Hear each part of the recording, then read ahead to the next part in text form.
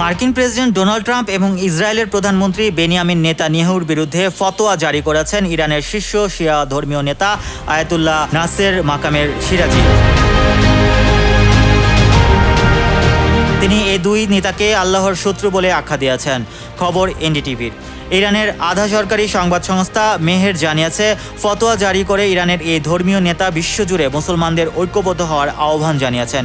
সেই সঙ্গে ইসলামিক প্রজাতন্ত্রের ইরান নেতৃত্বকে হুমকির মুখে ফেলার জন্য আমেরিকান ও ইসরায়েলি নেতাদের উৎখাত করার আহ্বান জানান। 13 জুন ইরানে আকস্মিক হামলা চালায় ইসরায়েলি বাহিনী। এরপর থেকে টানা 12 দিন ইরান ও ইসরায়েলের পাল্টাপাল্টি হামলা হয়েছে। হামলায় ইরানের শীর্ষ সামরিক কর্মকর্তা, কমান্ডার, পরমাণু বিজ্ঞানী সহ 6 শতাধিক নিহত হয়েছে বলে তেহরানের স্বাস্থ্য মন্ত্রণালয়ের পক্ষ থেকে বলা হয়েছে।